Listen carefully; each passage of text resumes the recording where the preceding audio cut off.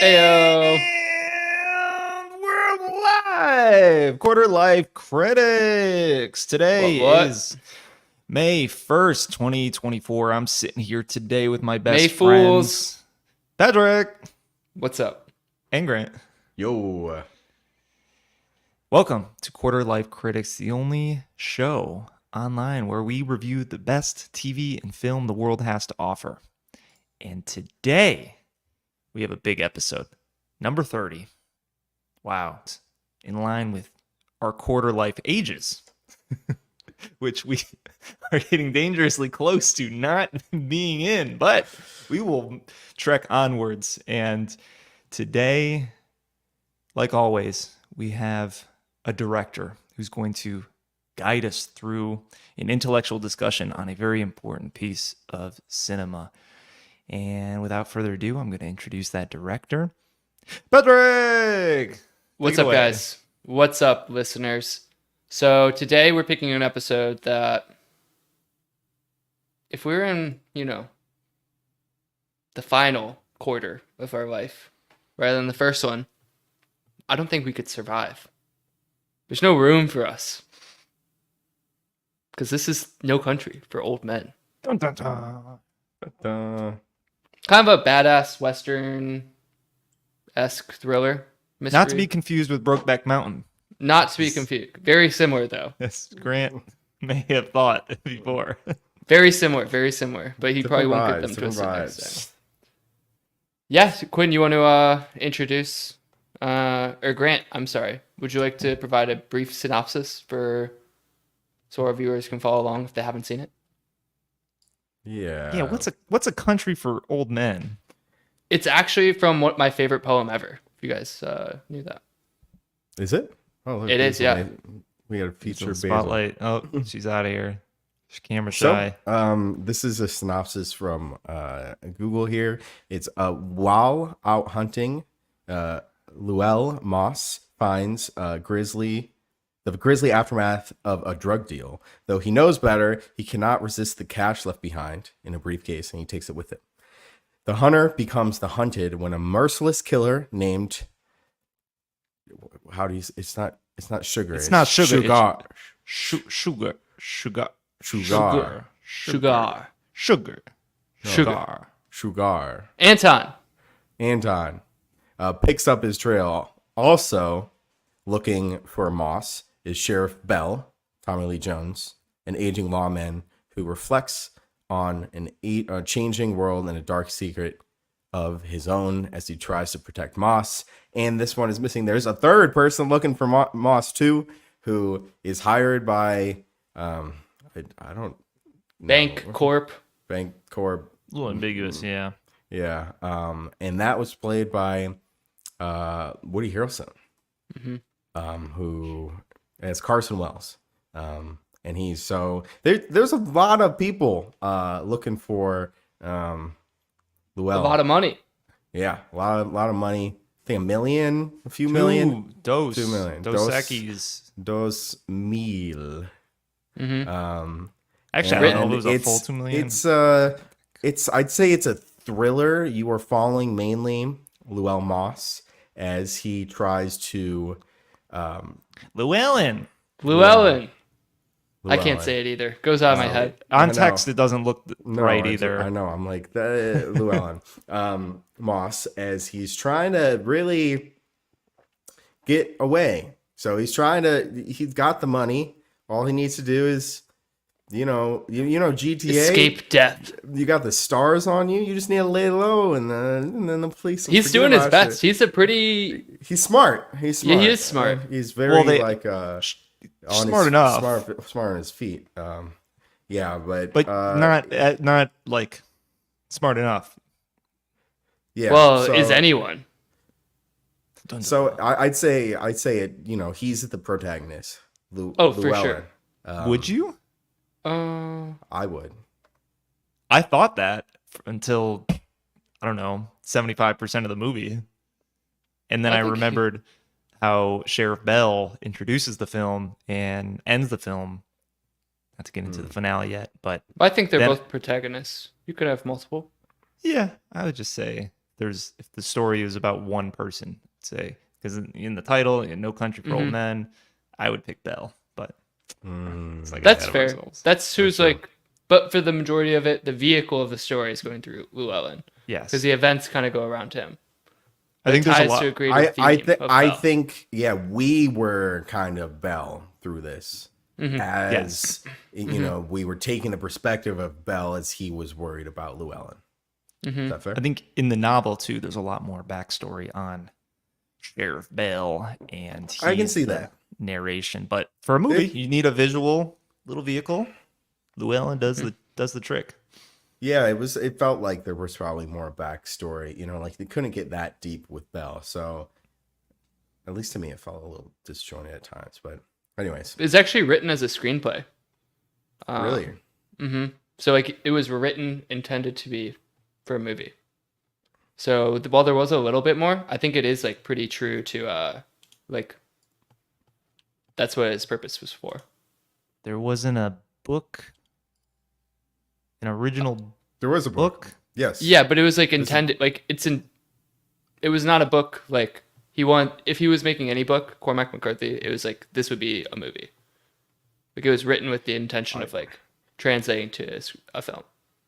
While he was writing his book, he was thinking about a screenplay. I guess I'm just confused if it's like, I mean, a screenplay has this very specific format where it looks almost nothing like, you know, a novel, a book. So I don't know if I'll figure it out. You know? Maybe he a better way to put it is could imagine, you know, this in the cinema. Like it was a cinematic, you know. He wrote it book. as a screenplay at first, and then failed to catch on. It failed to catch on in Hollywood, so then he rewrote it as a novel. And then the Coen brothers saw the novel and was like, "Hey, where's that screenplay? Dig it out of your trash." Yeah. I love the Coen brothers. They might be my favorite directors. Stars, Tommy Lee Jones, who, you know, I feel like that's like a most American name you can probably have. Javier Bardem and Josh Brolin. We got 4 Oscars: Best Picture, Supporting Actor, Javier, Directing, and Adapted Screenplay. It's also nominated for Best Cinematography. 8.2 on IMDb with a ranking of, what is it? 148. So it's up there. 148 what? Top movie. Oh, number 148 out of, okay. On all of the on IMDb. Top. Okay. I see. I was like, that's not out of 10. You guys want to let's talk about Just Another Day in Texas. Ooh. I think Grant, you mentioned you were a little disjointed, confused at times. Which part were you confused at the beginning? When did it feel? When I said disjointed, I guess like the Sheriff Bell almost felt like it might not be necessary. I see how if he was a major character in the book, right, you want to, you know, keep that perspective. But that's what I meant by disjointed. It's like I wish I did have more backstory of him, because I was really kind of felt like I was mainly in it for Llewellyn and his family. But I'll back up one sec. So this movie opens and closes with a monologue. But really you're just kind of thrown into these events that are happening. You don't know a lot about the characters, and you're kind of just going along with Llewellyn as he uncovers like a horrible crime, and you don't know why it happened. Yeah. You don't know where he is until you find out, like Texas. You don't really understand his relationships with other people because it's just happening very fast, and he's just being hunted. So it's like just another day in Texas, you know? So it is confusing, but I feel like it's almost like it's definitely intentional. Like you're not given context, and it's like you got to kind of put the pieces together. The timelines are a little weird, but it is a little weird. Quinn, what did you think about? It's almost like a cold open. I didn't really have any issues with the beginning. I Mm-hmm. don't think I was. I think I was more hooked than confused. Mm-hmm. It wasn't. There weren't too many things going on. Like Mm-hmm. it was very. It wasn't jumping from scene to scene. It was kind of more of like a linear scene with some uh, voice narration in the background. So I thought Mm-hmm. it was fine. I mean, I wasn't really confused. I enjoyed it. Okay. Did you like the lack of like you don't like for me I felt like you didn't really know the motivations for like why people are doing things outside of like, at base like money, take money. Like you don't know what's going on in their head. What did you think of that? You mean like as a movie as a whole, or do you mean Mm-hmm. just in the beginning? As Uh, a whole, like how it's like you just don't know the background and you're just like you can only judge these people on their actions kind of. yeah, I mean, I think that speaks to some of the themes in the film. You have various levels of rationality and like respect towards fate versus free will and what's in your power. I mean, everyone's kind of controlled by the money. People want the money for various things, but then you got people like Llewellyn, who's just kind of like a normal guy. I think he falls somewhere in the middle of things, and he's generally a good guy and feels like he has control over things. Then you got Anton, who's, well, this has been decided by some almighty power. And then you got Sheriff Bell, who's kind of the most conscientious. He's thinking about a lot of things, how he can change. He definitely feels very powerless in the situation. And I mean, throughout the entire film, he's just kind of like bringing up events that he's like, I mean, he cannot understand in this world.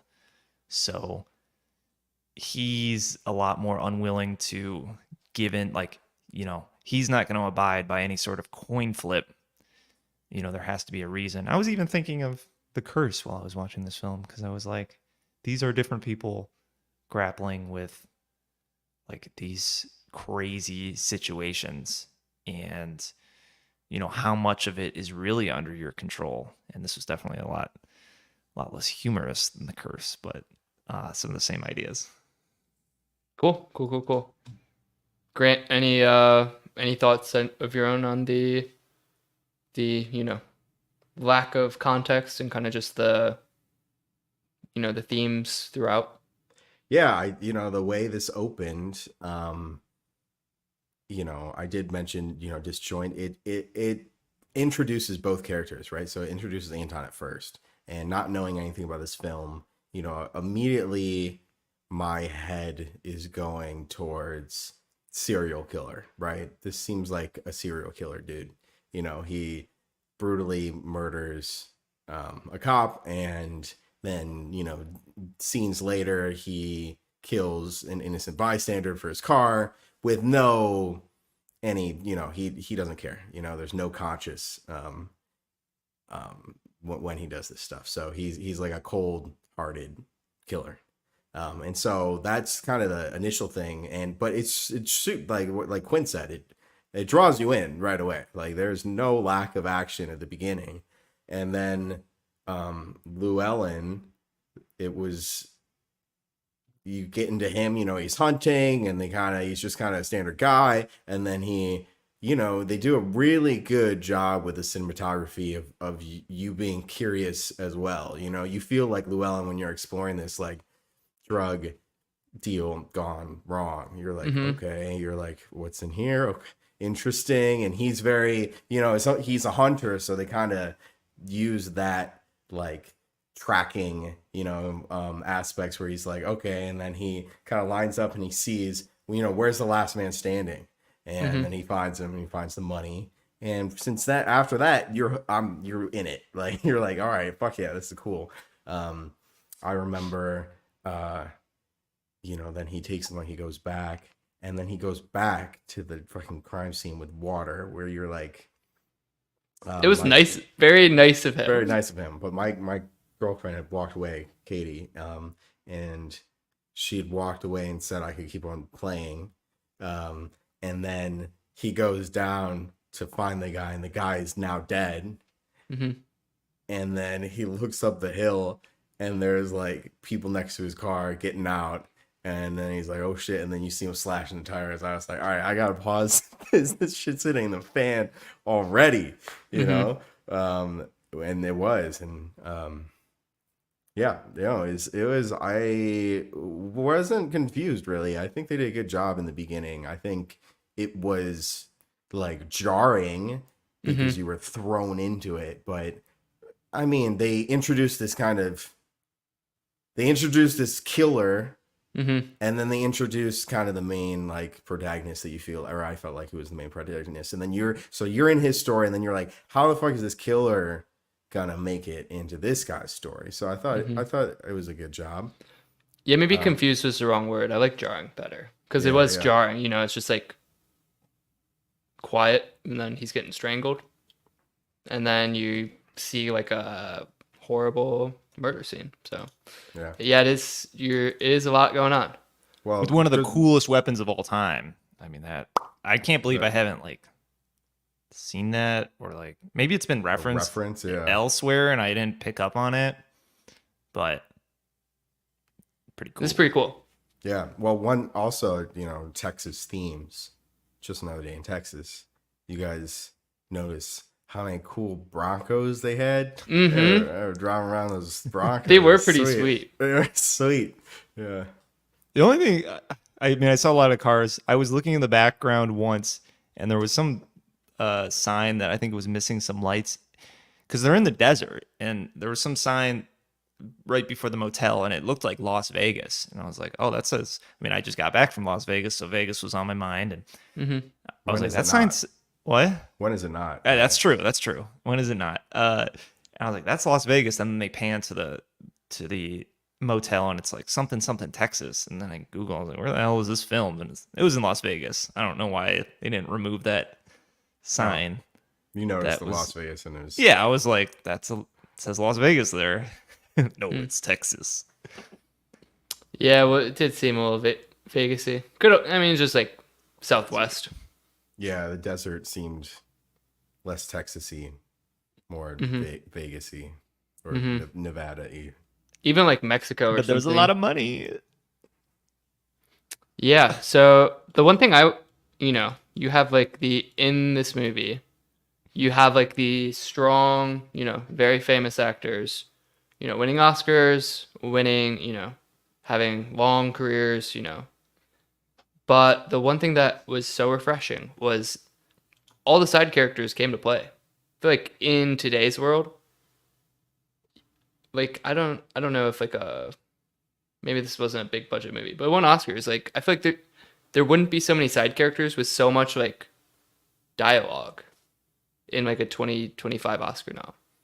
I feel like supporting cast. The supporting cast. I felt like they did such a good job supporting the cast.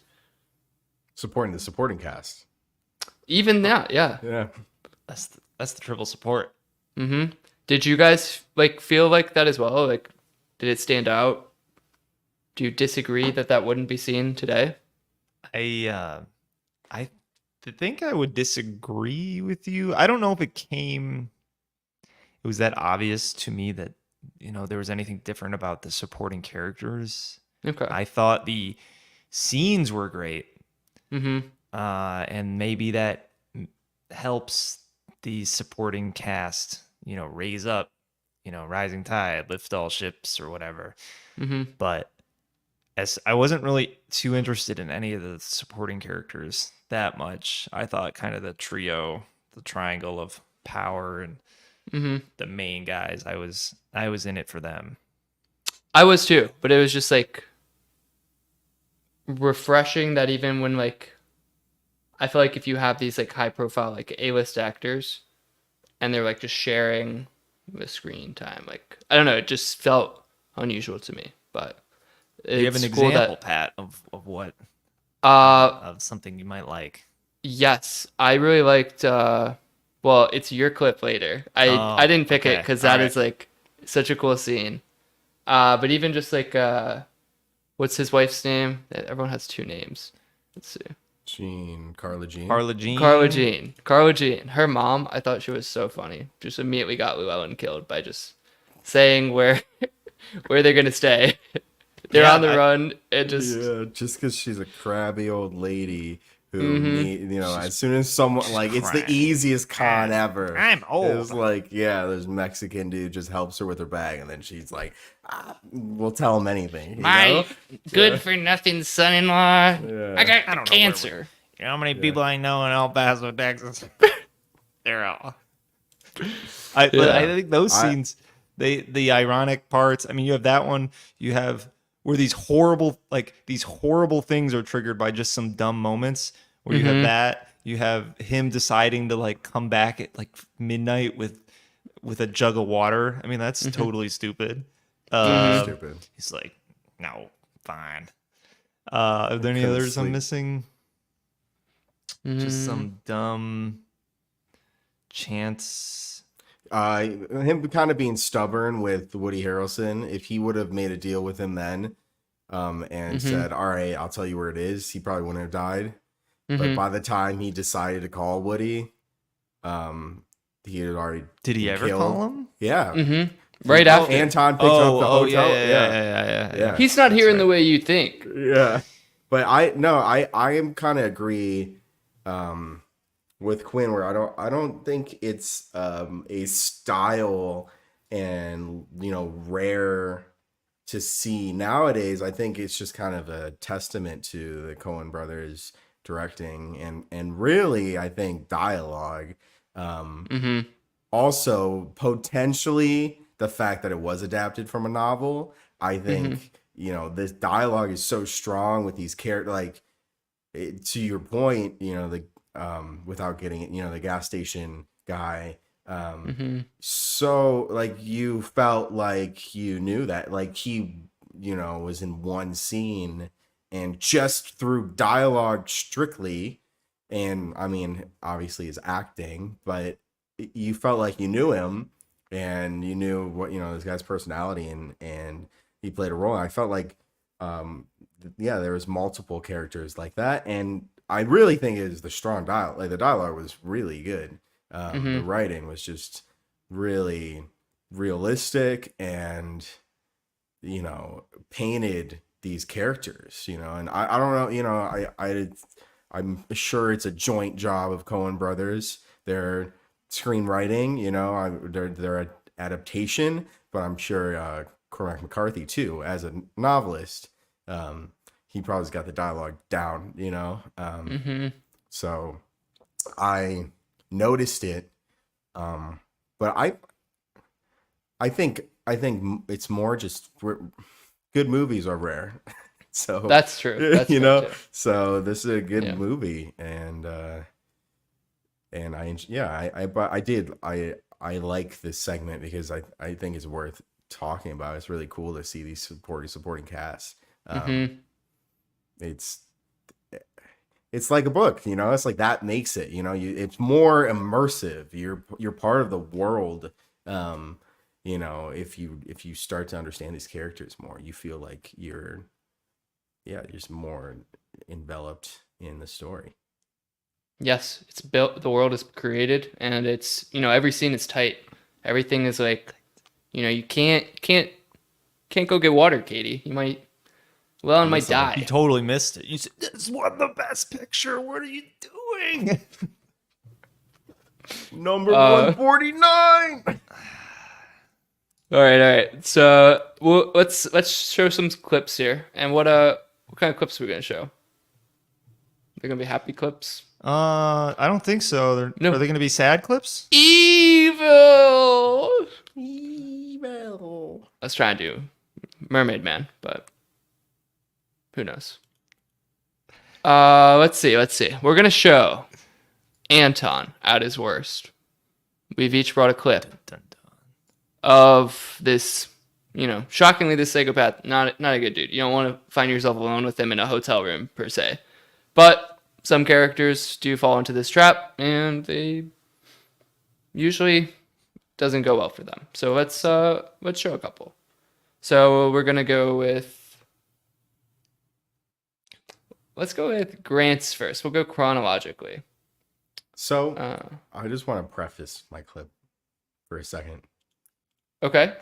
Shout out to Quinn because I gave him this clip on just a description. And three-word description, I think.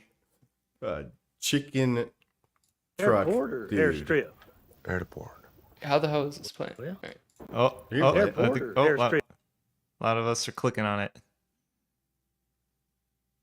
Do you Can want you me click to on it, press Pat, play? or should I'll I press click on play. I'll press play. It's the Were you done with your shout out to Quinn? Yeah, so thank you, Quinn, for taking 3 words and cutting this. I took the vision. I saw the vision and I vision. implemented it. You're a director yourself. You get. Does Anton have co-director good of the hair or week. what? I He- don't know. He has He has serial good killer. hair. He has, Yeah, he he has has good hair thick, genes. Good hair. Yeah. I don't know if I'd say You don't like that's- this style? You don't feel like he fits in Texas? No, it's a little off-putting. I could see that. He's got a nice Well, jacket. Let's It looks see like a about- Mr. Freedom jacket. Let's try this. Does. Does. Airport or airstrip? Airport. Well, where you going? I don't know. Just lighting up for the territories, huh? Brother, I've been there. Well, Indeed. there's airstrips. The airport is El Paso. You want someplace specific, you might could be better off just driving to Dallas, not have to connect. You gonna clamp him, buddy? Can you get those chicken grates out of the bed? What are you talking about?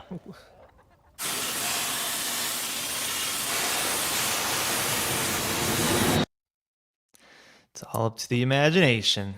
So, this was like, he had done some pretty heinous crimes, committed some pretty heinous crimes before this, but the chicken guy, again, supporting cast, great, right? Like, you understand this guy's very Texas, you understand his character, you get very good acting, very good dialogue, feels very real. Like you just pull over and have this conversation with this guy, it feels like you'd run into him on the side of the road in Texas. And everything he's doing is just so helpful and like, the good Samaritan. It's just great. It's like, wow, this is what's right in the world. This guy is helping this other guy out, doesn't know anything about him, just for fucking Anton to murder him because he's a serial killer fuck. Like, I don't know. This was like, yeah, just fucked up. Struck You're a like, nerve with Grant. It did. He was a nice guy. I liked the chicken truck guy. So Grant can help. Grant can fix a flat tire. He'd help someone out too on the road. And he wouldn't kill them, probably. Probably.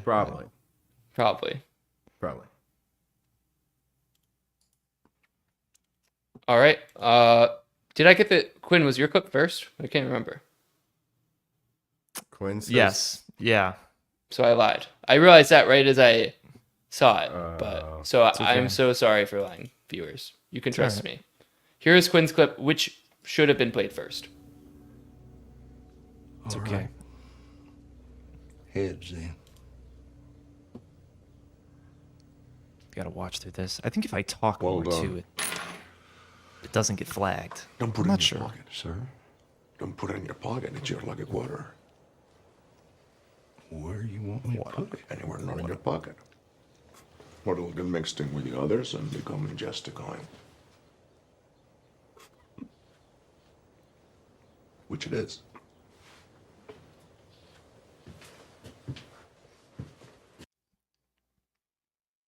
Nice. Yeah, that it was actually a very long scene that I Very just put in tense. I just put it in the last 30 seconds or so after they finally make the call for heads or tails. And that really, I think, is a good example of just it's like an irrational, rational set of actions, a behavior, So he's following a path that seems deterministic in a way. Whatever it is, it is. And people always say, you don't have to kill people, but he kind of, that's his path. So He's following the money, some could and say. it was a funny clip. I laughed. Yeah, his expressions are so good. Like he's a very good, in his voice. Yeah, because like even then that doesn't make you're like, oh wait, I mean your logic starts to crumble. Or you're like, oh well, this is the lucky coin. Oh, but wait, it's just a coin. All right, then why did we even do this in the first place? Yeah, the string starts to unravel. And But we're doing this in the first place because he doesn't care if he kills you or not. now it's just something. mm-hmm. It's the same to him. It doesn't matter if he kills you or not. Usually, though, those other killing, there's always kind of a reason. He's at least getting closer to the money or getting a car. I don't really know what he was got out starting of to this ask guy. questions. He noticed where his license plate was from. Oh yeah, So he said, "You coming from Dallas or something?" What business do you have asking me about my idol? And then that's when it got escalated because he had just killed the other guy. Is that his normal voice? It's such a cool voice. It's such an interesting voice. Like just great for the role. Mm-hmm. It is smooth. All right, and then let me show mine. Oops. Are you able to put it on the screen, or do I do that and then it plays? What do you mean? Let's see if it. Oh. Like, all right, I think you can just add it there, and then okay. How crazy you are. There we go. You mean the nature of this conversation? I mean the nature of you. You could have the money, Anton.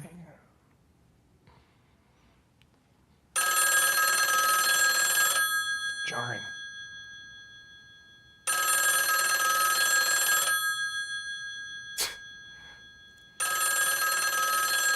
His silencer, it's like Just. It's so cool, man. Just. Bah! It was a loud phone call, too.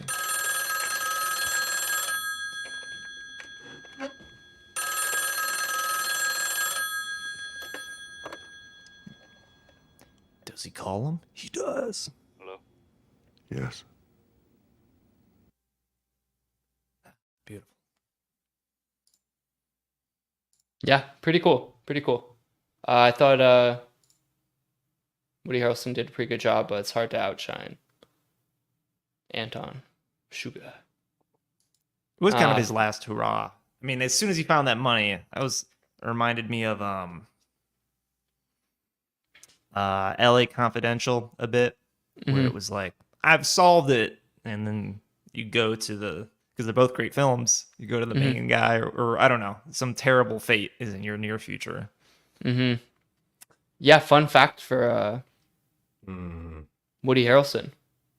So when Sheriff Bells is in El Paso, he's talking to that other sheriff, right? They get dinner, and the other sheriff mentions, like a federal judge just got killed. That was a real event by a bounty hunter in Texas. And who did it? Who killed the federal judge? Woody Harrelson's dad.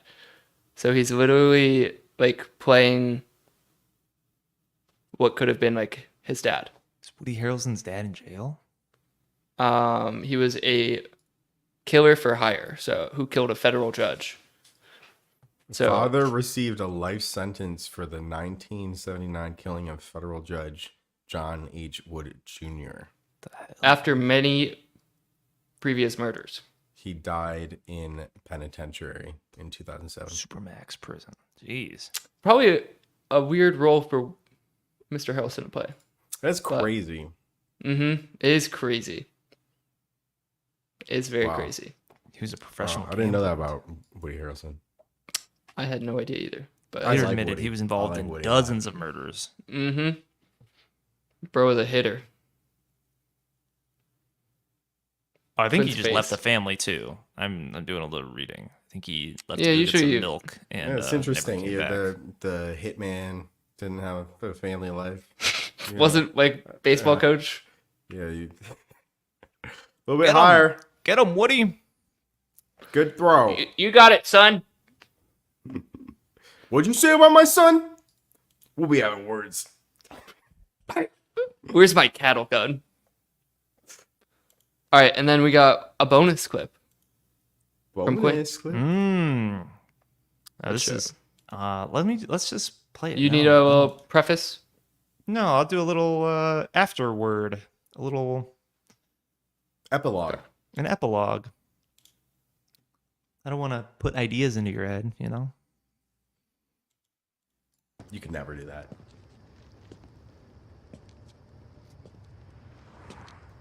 I'll try.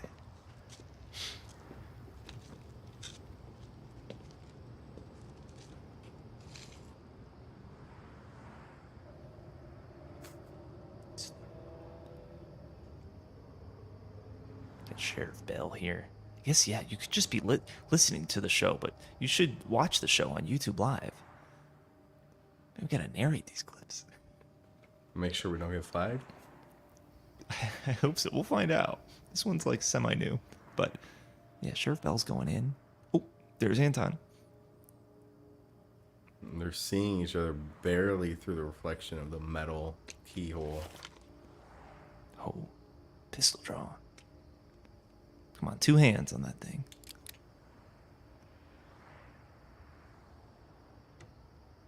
He's shaking.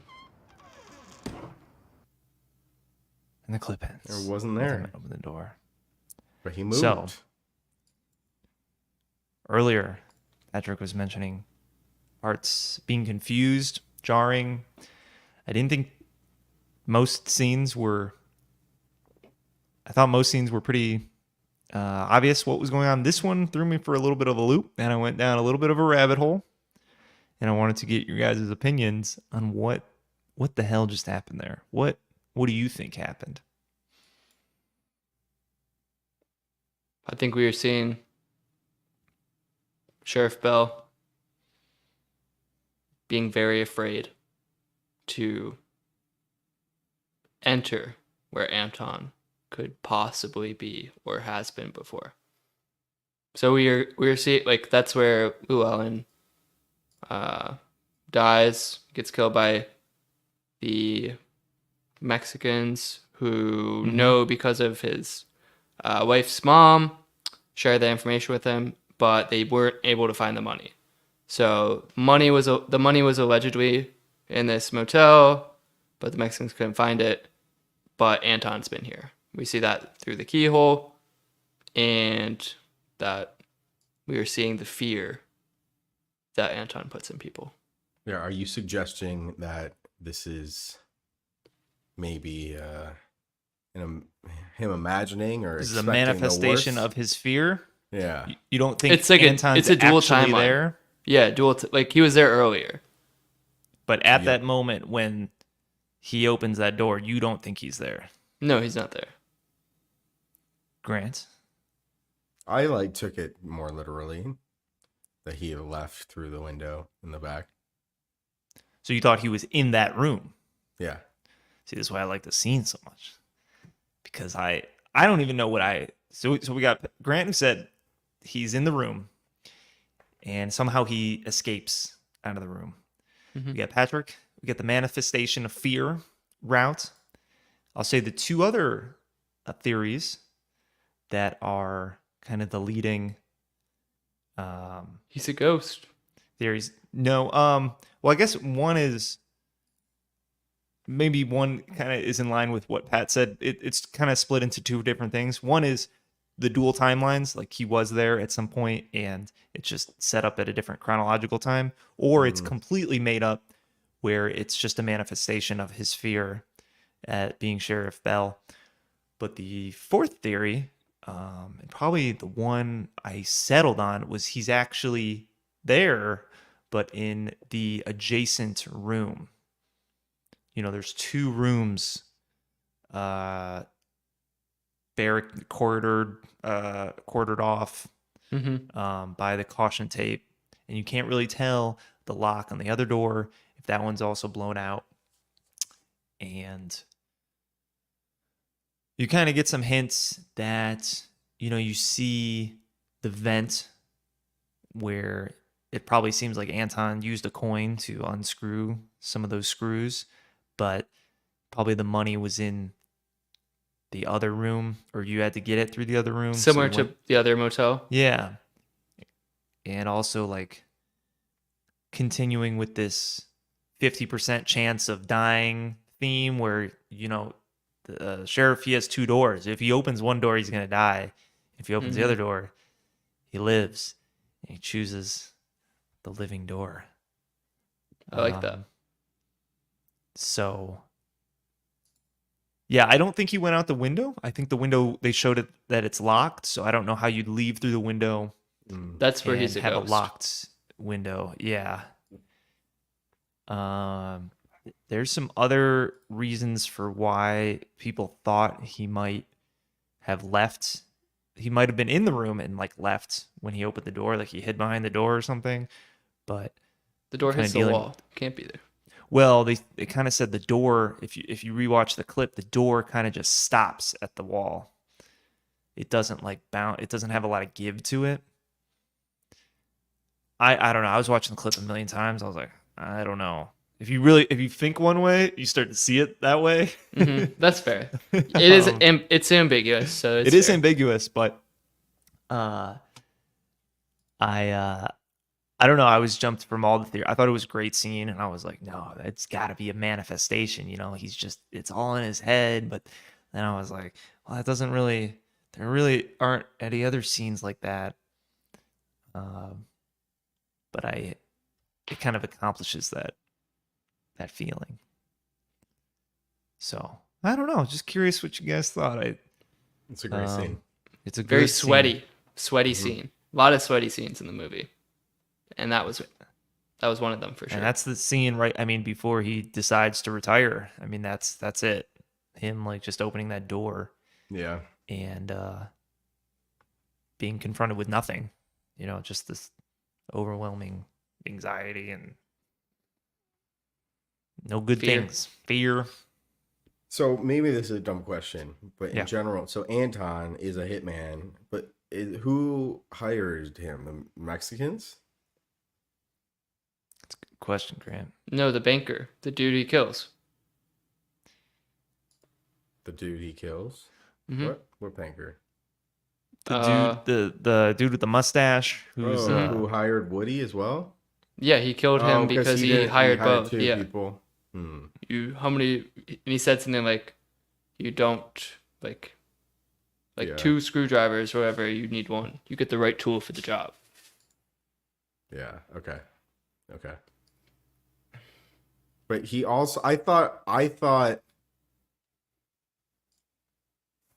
when I watched that scene, I thought he was referring to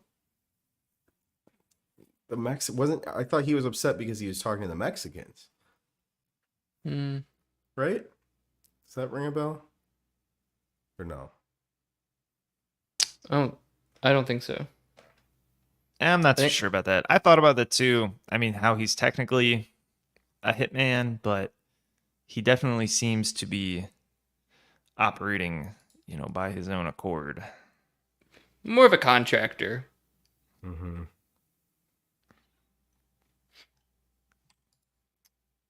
So finale. We have Llewellyn dead, our protagonist, killed off screen. Don't see any struggle. Nope. Another interesting thing about the movie is, in regards to Anton, they progressively show less violence with as the movie goes on, because they establish early that you don't Mess you up. he's leaving. The other person's not. It doesn't matter what they do. So they establish that early, how brutal, how vicious, how inhumane he is. And then they, I think the final killing is Carl Jean, right? And it I just would has say, him yeah. checking his shoes as he exits. But nothing else. So pretty pretty interesting. You mean she didn't win the coin flip better? He didn't flip the coin. She didn't pick. She didn't. Yeah, that'll definitely get you killed. Las Okay. Vegas, you gotta play to win. If you don't play, you can't They'll win. take chips, land on 000. hmm So, with all these like horrible things and trials of the human spirit, what do we think of the ending? The monologue, the kind of throwing the towel in. But like Belle's monologue about the dream, hmm I don't know if I want to be highlighted. This. I like Yeah. the monologue aside, like that stood out less to me than like the kind of car accident, like Carla Jean into the car accident. hmm I kind of enjoyed that. I don't know, what did that happen first and then the monologue, or was it the monologue? The monologue Yeah, is the yeah. end. The monologue's the Very- very end. very The end. car happens before that. Okay. hmm Yeah. The car You thing know- is gross too. Yeah, it was gross. But I think I like that scene. I think it was trying to highlight, especially coming right after Carla Jean, who refused to play his game, right? hmm He's like, you choose whether you kill me or not. It's not the coin, And so that kind of felt like the first time we've ever seen someone like knock this guy down from this like hitman legend status. Terminator. Yeah. Thing. Where Well, Llewellyn does like an okay job. Yeah, but He had him hurt. Yeah, but it felt like this human, like this hit, like it was a blow to his ego, hmm Like it humanized him in the sense it's like, no, you're a fucking psychopath because you want to kill people. You're not special. You're not like a legend. You're not like this kind of like next level being, Mythical. right? Like mythical, yeah, where this guy, he has such a high ego of himself, he thinks he's like better or different than everyone else. And she really kind of felt like brought him down to earth. We never see if he killed Carla. I'm assuming probably didn't like that, but we'll see, and then as soon as that happens and he's humanized, then he gets just hit by a car. Like, which further, I think, like cements that he is just human. He could have died. He's not like this mythical unstoppable force. Yeah, he's just a dude who is a psychopath and enjoys killing people, but he could have died there, and it also humanized him, like he very injured and just kind of hobbles away, and it's kind of pathetic, right? It knocks him down, and now he's just kind of a pathetic piece of shit versus this hitman who is invincible, and you don't want to mess with him because he's an unstoppable force. hmm Yeah, I think I mostly agree. I mean, I think there were a couple different layers going on. And maybe I'd treat the car scene separately from the monologue. I think the film does a great job at, luring you in, enticing you in with this pretty cool plot. Just the money, the killing, going back and forth. But, underneath that, there are these themes of fatism and, a deterministic world, or what you have control over, how you should, how further generations are responsible for different people's actions. And I think that's like when the film ended, I thought, damn, that I wasn't expecting it to end there. I wanted more. Does Anton get away and live? Yes, probably. what happens. I guess there's not a lot of the other people are dead, but I don't think I expected it to end there. So you have the car scene where you have, the realization that like nobody is as good as they say they are. You think like even with Llewellyn, like he's this like great hunter he's also going to use his abilities to recover and overcome the antagonist, but really he's more like human like, and it's a very pessimistic, sad ending. He fails to do any of these things, just like he fails to kill the gazelle, or I think it was the gazelle at the very beginning of the movie. He's not a great hunter, and that really was his fate. He tried, like he even said, like Anton's telling him, like you could try to overcome this fate, but you're going to die in the end. And that, I think when I heard that, I was like, oh, it's gonna be Llewellyn showing him what's up in the I end. thought the same. And that was not the case. Llewellyn dies, Anton lives, and then you have the older generation kind of grappling with the fact that sometimes the bad guys win, and what do you do about that? Mm-hmm. So the more I'd say I was disappointed at first. I was like, damn, I thought Me too. I wanted like more of that plot, that action, and then I went to bed and I just started thinking more and more, and I was like, you know what, that was probably the best ending. Like that was Haunting. gets you thinking. Mm-hmm. I agree. I was also very disappointed and shocked when it ended, but then like reflecting, it's like, yeah, they told the story. It's over, and it's okay that it felt a little disappointing, but yeah, bad guy won. Wah, wah. Which is more of what, I don't know. I feel like we've reviewed a few different movies that I obviously can't remember, but I always thought like, I thought this was going in this, bad guy wins pessimistic route, and it never does. It's always like some Deus Ex Machina thing going on, and then the hero, and makes you feel good, but this one just makes you think. Makes you. Y'all want to hear the poem? Sure.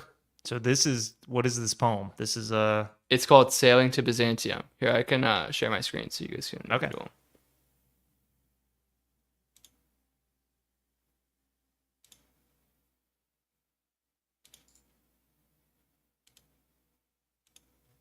All right, can you guys see? yes we can. Sweet. Sailing to Byzantium, William Butler Yeats. That is no country for old men, the young in one another's arms, birds in the trees, those dying generations at their song. The salmon falls, the mackerel crowd seas, fish, flesh, or fowl, commend all summer long. Whatever is begotten, born, and dies, caught in that sensual music, all neglect. Monuments of unaging intellect. An aged man is but a paltry thing, a tattered coat upon a stick, unless soul clap its hands and sing, and louder sing, for every tatter in its mortal dress. Nor is there singing school but studying, monuments of its own magnificence, and therefore I've sailed the seas, and come to the holy city of Byzantium. O sages, standing in God's holy fire, as in the gold mosaic of a wall, come from the holy fire, burn in a gyre, and be the singing masters of my soul. Consume my heart away sick with desire, and fastened to a dying animal. It knows not what it is, and gather me into the artifice of eternity. One side of nature I shall never take, my bodily form from any natural thing, but such a form as Grecian goldsmiths make, of hammer gold and gold enameling, to keep a drowsy emperor awake, or set upon a golden bough to sing, to lords and ladies of Byzantium, of what is past or passing, or to come. Boom, boom. Beautiful there, Pat. I tried to give you Thank you. some ambiance. Yes. I don't know I how took a well- poetry class in college, and that was the one that stuck with me. It's like the passing of time. You make things that last forever, but We're just flesh and bones that, sometimes the shores are calling and the world moves on without you. And I think that is what the movie is about. So with Yeah. that poem too, if this is your favorite poem, you might know. It's been a minute since I've read the poem. Mm-hmm. For our viewers on YouTube or Twitch, you could see that the sections were separated into 4 different sections with like a number 1, 2, 3, 4. Do those? Are you supposed to do anything in poetry, or you say like 3, or like No, I don't. why are I think those it's like sections there chapters. versus like just having it all together? Aren't they like different stanzas? What's the formal thing? That's the poet's artistic choice. Artistic, just Yeah, whatever. it's a You can artistic put that in decision. there. Yeah. It's like a little picture. I mean, Oh, it's like chapters. It's like I think I think it goes along with the theme of aging, right? Like it's progressing and numbering, getting older, and kind of as you read it, right? It's like So it these is. different It's just acts. part of the. It's poem. it's not It's- a technical, formal way to note your. Would you see poetry. other It's- poets No, it's rare. That's use rare. it? Okay. No, that's rare. That was a distinct artistic style. I also took a poetry class in college. Most of them are not numbered like that now. I think I took some poetry in high school, and I did very poorly. I don't know. I don't remember what the problem was. You didn't couldn't- go enough. You didn't dig deep. I don't think I was proactive. I think that was the problem with a lot of classes. I just was in there. I'll get the answers right. I wasn't letting my brain soak in, like, wasn't giving it 100%. you were breathing in the words. I was like, Professor, what is this? What does the poet mean when he says this? Actually, they're not professors. Mr. something. All right. Well, thank you, Pat, for sharing. Yeah, that's For sure. nice. Yeah, for sure. So Let's is that the poem that inspired Cormac McCarthy's name? The title. The title. Yeah. All right, Yeah. Nice. That's very cool. yes, all comes together. Yeah. Let's do over under. I'm our Quinn. The what- what- the over what? What? or up down up dog. Up, down, Up, up, dog, dog. down, dog. You do thumbs mean up or it's something the, if it's better than Rotten Tomatoes. What do we do? No, it's the GBQ patent review, the only review where we decide whether the true rating of No Country for Old Men is over or under the IMDb rating. And today we are sitting at, oh my God, an 8.2 with 1.1 million votes. Wow. It's pretty saturated. Wow. Pretty Oh, I just got, I've never been prompted. What would you rate No Country for Old Men? Now it's Did like it a work? cookie. Did the prompt work? Are you filling it Nope, out? I X'd Oh. out. Oh, okay. But I you want- you won't X out of it with us. You will share. No. I'm in it. it. I'll Let's go. hear then, Quinn. Oh, Oh.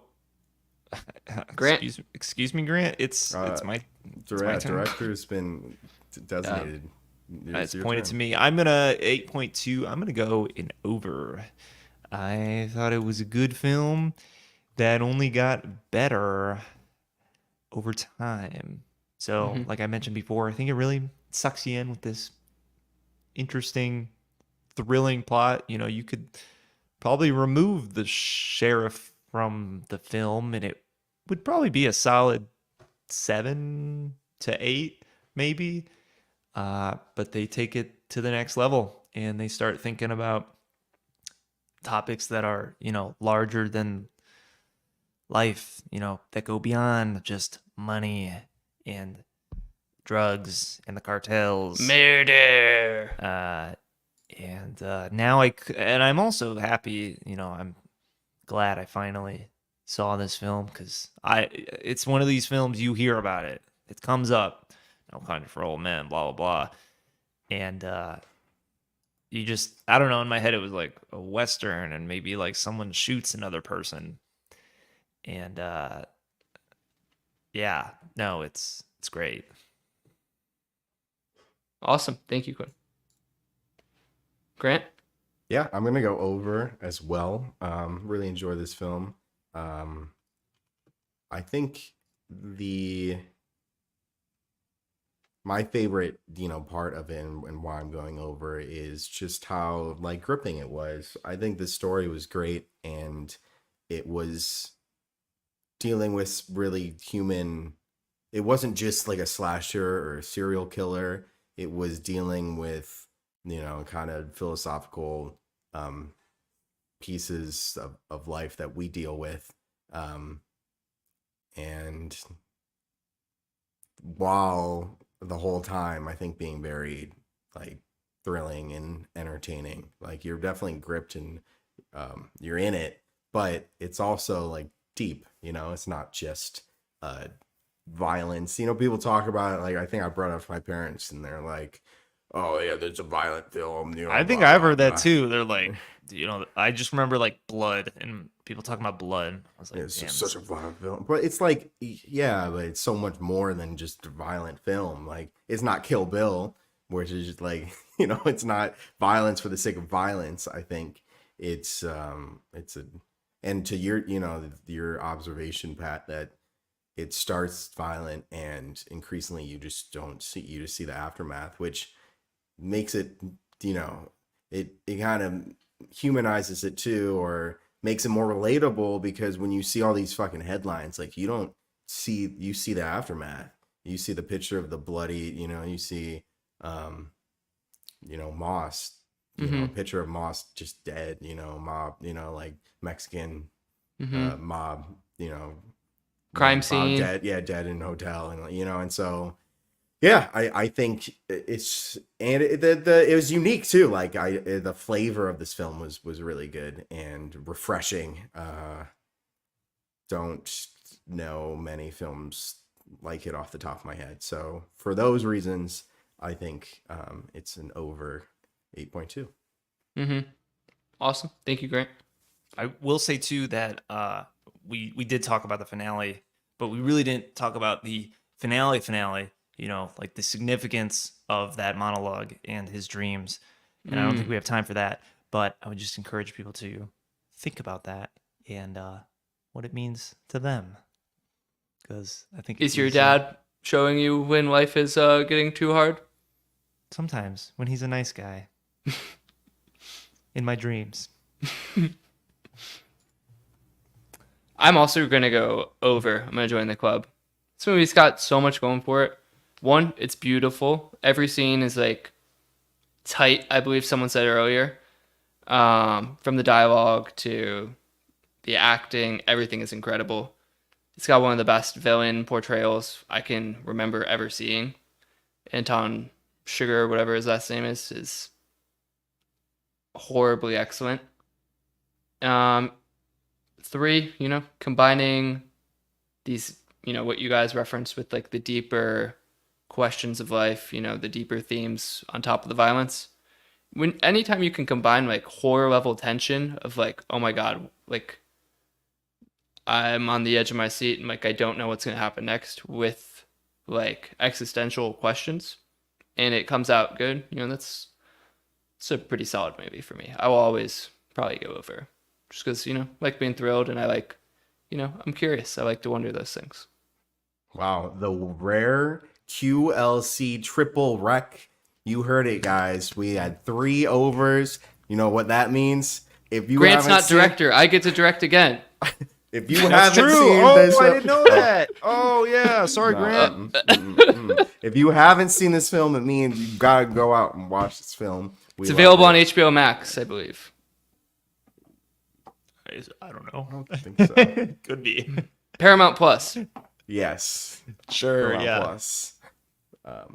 So yeah, the QLC Quarter Life Critics triple wreck, 3 overs here. So definitely listen to our advice and check it out. Obey. Woo woo. Cool. I was just kidding, Grant. You can still be a director. And you can pick a triple rec of your own. You know what? Big shoes to fill, Grant. Big shoes to fill. And I'm gonna buy the same brand of shoes here What? So, I really enjoy when we do kind of series that are themed episodes.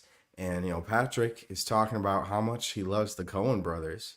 I thought, let's dive deeper. So this is a film that is a classic that is chock full of references. I think it's a very, it's a cult classic. We are going to be reviewing The Big Lebowski, which is a Coen classic. I had to scour GQ review. Our diehard fans will know. In a previous life, we actually were doing a different movie podcast, believe it or not, called GQ Review. We had not reviewed The Big Lebowski in that one, and we have not reviewed. It seems like a movie like that. I feel like I'm getting deja vu. We talked about it, but we have not. I think it's one of the No Country for Old Men is a classic Coen Brothers film. I think The Big Lebowski might be the quintessential Coen Brothers film. It is. I'm excited for it, and I think it's going to be interesting. We can, talk about more of the Coen brothers style, as we see in between the two, and see some similarities there. And it's not. It's going to be a light watch. It is a cult classic film, but it is a comedy. So just a quick blurb here. The Big Lebowski is an independent crime comedy film, written, directed, produced, co-edited by Joel and Ethan Coen. Let me pull up the Google synopsis. I like these the most typically. So Jeff, the dude, Lebowski, is mistaken for Jeffrey Lebowski, who is the Big Lebowski, which explains why he's roughed up and his precious rug peed on. In search of recompensation,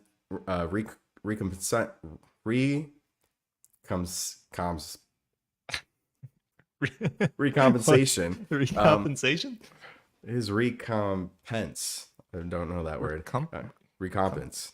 The dude tracks down his namesake, who offers him his job. His wife has been kidnapped and needs a reliable bagman, aided and hindered by his pals Walter Sobchak, a Vietnam vet, and Donnie, master of stupidity. Recompense. To repay, remunerate, reward, recompense. That was throwing me off. In search of recompense. Got it. Google had us change it. Or is Google still your favorite synopsis? I don't know, tricking me out. No, but so next week, The Big Lebowski, or in 2 weeks, we'll see you next time with The Big Lebowski. A Coen Brothers classic, cult classic film, crime, comedy. I'm sure we all heard of it. Most of us have probably seen it, but I'm excited to watch it with you and talk about it. Good pick. All right. I've never seen it. Never ready. seen The Big Lebowski? I feel like I've seen it. I was curious if we've reviewed it before. I don't think so. From my cursory glance, Grant at our already list. said that, Quinn. Weren't you listening? Well, it's tough. I'm the director now. In our older universe, we didn't have the names of the movies as the titles. It was always like a quirky name, so it makes finding old stuff a little bit more difficult. You go, what the hell was this about? Yeah. Die Hard dude. fans would know. The dude abides. The dude abides. And with that, we'll see you next time with The Big Lebowski. Thank you all for listening. You can find us on social media. Our Instagram is probably the main place where you can find And our YouTube stuff. Yes, but our Instagram is easier to find. Instagram, our handle is Quarter Life Critics, all one string there. And if you go there, you can go into the bio and you'll find linked to our YouTube where we do our live shows. Every 2 weeks is what we aim for, but sometimes life gets in the way. And regardless, we do this for you guys, for ourselves, for the love of movies. And we will see you next time with The Big Lebowski. Peace. Peace. Peace.